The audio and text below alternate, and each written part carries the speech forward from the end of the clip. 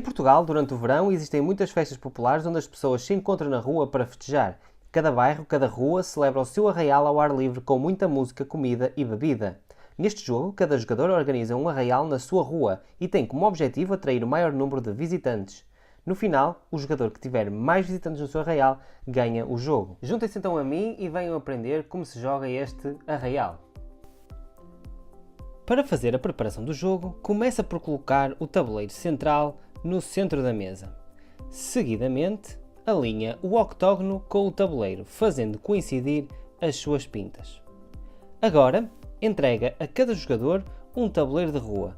Este deve ser colocado verticalmente em relação ao tabuleiro central. Desde que os jogadores mantenham a verticalidade em relação ao tabuleiro central, podem variar a configuração a cada partida. Por isso, os jogadores podem jogar assim, assim ou assim. Os jogadores escolhem. Agora, cada jogador recebe uma barra de nível e deve colocá-la no seu tabuleiro de rua. A colocação da barra varia com o número dos jogadores. Para saberem a linha onde devem colocar a vossa barra, devem olhar para o lado direito do tabuleiro de jogo. Reparem que o tabuleiro tem do lado direito uns meeples com os números. Isto representa o número de jogadores que fazem parte de cada partida. Por isso, os jogadores devem colocar a barra na linha que corresponde ao meeple referente ao número de jogadores. Neste caso, estou a fazer uma preparação para 3 jogadores, por isso vou colocar a barra aqui. Agora, baralha as 24 cartas de peças de cor e coloque-as com a face para baixo ao alcance de todos os jogadores. Se estiver numa partida para 2 jogadores, remova uma carta de peça de cor de cada tipo, prefazendo o total de 8 e devolva-as à caixa, pois não serão usadas. Neste caso, não removemos quaisquer cartas, pois estamos numa partida para 3 jogadores. Seguidamente, bisque 3 cartas do baralho de peças de cor e coloque-as de face para cima no octógono, presente no tabuleiro central. Tomem atenção que cada carta deve ser colocada na orientação correta. Para ter a certeza que as cartas estão na orientação correta, verifica se o ponto amarelo inscrito nas cartas coincide com as pintas amarelas do octógono. Agora, bisque mais 3 cartas de peças de cor e coloque-as com a face para cima ao lado do tabuleiro. Estas serão as cartas que o jogador deve recorrer sempre que for necessário colocar novas cartas no octógono. Seguidamente, coloque a carta de fase na mesa ao alcance de todos os jogadores, juntamente com o marcador de fase, e coloque-o no local correspondente à fase 1. Agora, coloque as peças de cor e os visitantes no local da mesa ao alcance de todos os jogadores. Para facilitar a aprendizagem do jogo, vou mantê-los à parte e, quando necessário, irei utilizá-los. Tire à sorte qual dos jogadores será o primeiro jogador e dê ao mesmo a peça com o manjerico. Depois disto, a preparação está feita e o primeiro jogador pode começar a jogar. O jogo arraial é jogado em 3 fases. Em cada fase, os jogadores fazem consecutivamente o seu turno, seguindo a direção dos ponteiros do relógio. Quando não houver mais cartas de peças de cor disponíveis para preencher os 3 locais do octógono, termina então essa fase. Segue-se então uma nova fase ou então o fim do jogo. No seu turno, o jogador tem então à sua disposição 3 pontos de ação, que pode gastar de 2 formas. Uma das formas é então rodar o octógono 90 graus. A outra ação será colocar uma peça de cor na sua rua, escolhendo então uma das cartas que se encontram no octógono, retirando a peça correspondente para colocar no seu tabuleiro. As duas ações gastam igualmente 1 ponto de ação. No entanto, a ação rodar 90 graus do octógono é facultativa, enquanto que a ação colocar uma peça de cor na sua rua é obrigatória, pelo menos uma vez, dependendo da fase em que os jogadores se encontram. O jogador pode fazer várias vezes a mesma ação. Significa isto que o jogador pode efetuar a ação colocar uma peça de cor na sua rua mais do que uma vez, selecionando então 1, 2 ou 3 cartas do octógono. Também, igualmente, pode efetuar mais do que uma vez a ação rodar 90 graus o octógono, tendo sempre em mente que os jogadores nunca podem ultrapassar os 3 pontos de ação por turno. Um jogador nunca é obrigado a gastar todos os seus pontos de ação. Por isso, no seu turno, o jogador pode simplesmente efetuar uma vez a ação, colocar uma peça de cor na sua rua e depois dar por terminado o seu turno. Um exemplo de turno pode ser, por exemplo, este. O jogador decide retirar a carta azul para colocar depois a peça azul no seu tabuleiro, seguida a peça amarela e, por fim, termina rodando o octógono 90 graus. No fim do seu turno, o jogador deve preencher os espaços vazios do octógono com novas cartas, utilizando para isso as cartas que estão com a face para cima ao lado do tabuleiro central. O jogador decide quais delas é que vão entrar em jogo. Muito importante, o jogador, ao colocar as cartas, deve verificar se o símbolo amarelo da carta está sobre o símbolo amarelo do octógono. Se o jogador não conseguir preencher todos os espaços vazios do octógono porque não existem mais cartas disponíveis, inicia-se então o fim dessa mesma fase. Se a fase não terminou, o jogador deve buscar novas cartas e colocá-las com a face para cima ao lado do tabuleiro central até existirem novamente 3 cartas.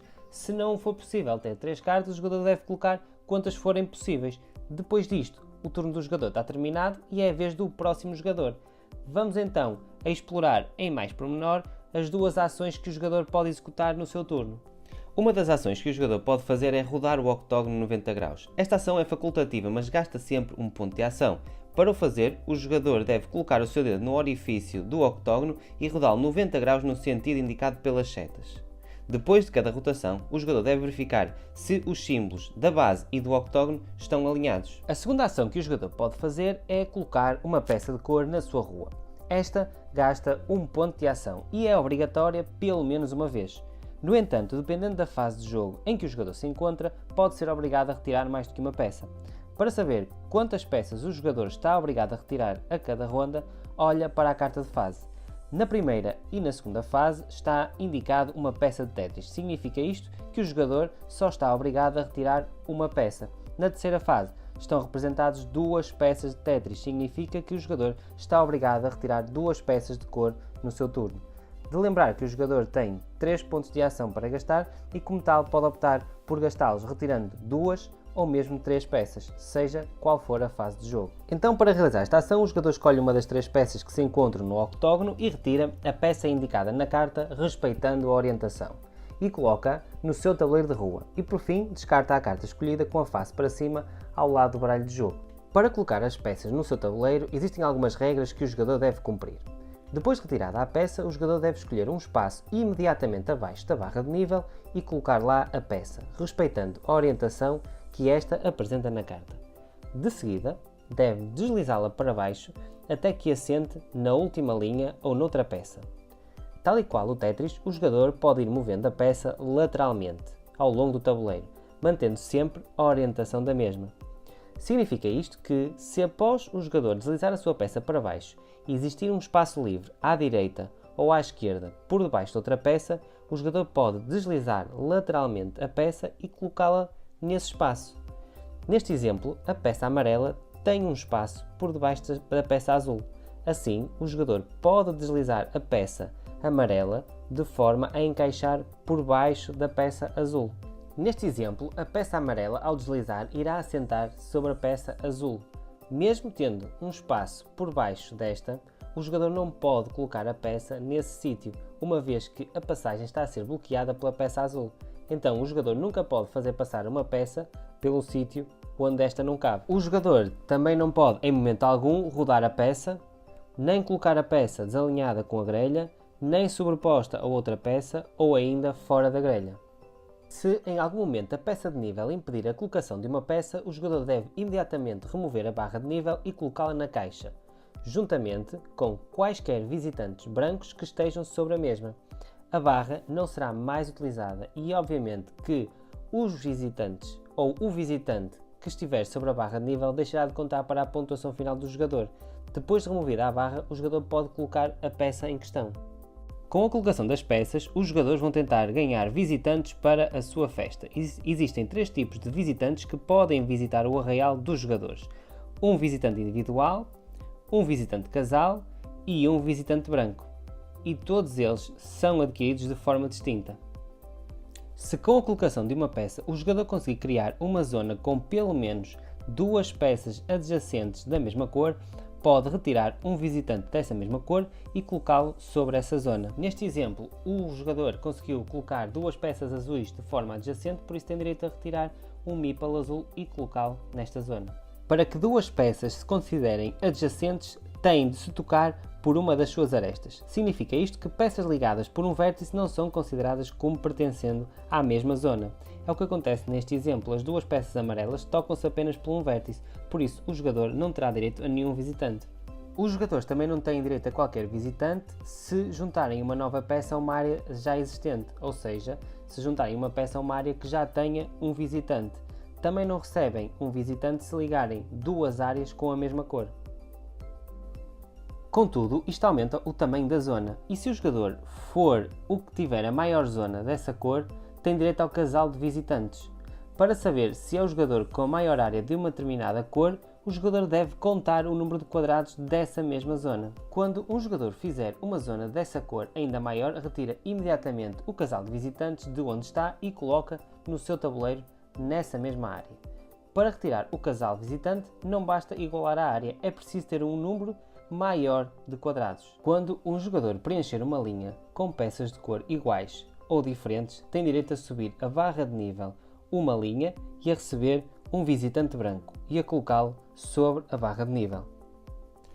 A barra de nível pode subir até alcançar o topo do tabuleiro, como vêem na imagem. Caso isto aconteça, a barra não irá subir mais, mas o jogador pode continuar a receber visitantes brancos. Se os visitantes brancos esgotarem, o jogador pode colocar um visitante de outra cor na barra de nível. Se no fim do turno de um jogador este não conseguir completar todos os espaços vazios de um octógono porque não existem mais cartas disponíveis, é o fim dessa fase. Se for o fim da terceira fase, é o fim do jogo. Se for o fim da primeira ou da segunda fase, o jogador deve seguir então os seguintes passos.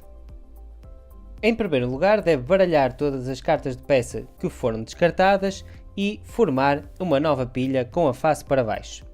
Seguidamente, deve retirar da pilha novas cartas e preencher os espaços vazios do octógono. Não se esqueça de colocar as cartas corretamente orientadas. Agora bisque 3 novas cartas de peças de cor e coloque-as com a face para cima ao lado do tabuleiro central. Agora, cada jogador deve baixar a sua barra de nível 2 linhas e se esta não sobrepôs nenhuma das peças de cor, o jogador pode retirar os visitantes brancos que estão sobre a barra de nível e colocá-los sobre qualquer peça de cor da sua rua. Se ao efetuar este passo a barra de nível cobrir uma das peças de cor do jogador, o jogador deve imediatamente remover da sua rua para a caixa de jogo a barra de nível e os visitantes que possam estar sobre ela. Os visitantes removidos não contam para a pontuação final e a barra de nível não voltará a ser usada. Por fim, mova a peça marcador de ronda na carta para a fase seguinte. O jogador seguinte pode então iniciar o seu turno, que deverá ser o jogador à esquerda do que efetuou o último turno na fase anterior. Se, durante a terceira fase do jogo, um jogador no fim do seu turno não for capaz de completar todos os espaços vazios do octógono por já não haverem mais cartas disponíveis, o jogo termina imediatamente. Neste momento, se houver visitantes sobre a barra, coloque-os sobre uma peça de cor na sua rua. Nesta fase, a barra não irá descer. Por fim, contam-se os pontos de cada jogador. Cada jogador irá receber 1 ponto por cada visitante individual e 2 pontos por cada visitante casal. Neste exemplo, este jogador iria obter 9 pontos de pontuação final. Em caso de empate, vence o jogador mais distante do jogador inicial, seguindo a direção dos ponteiros do relógio. Esta foi então a explicação de como jogar o jogo Arraial. Espero que tenham gostado. Se gostaram, deixem o vosso gosto, subscrevam o canal e ajudem a Edward Games a crescer. E até um próximo vídeo e joguem muito!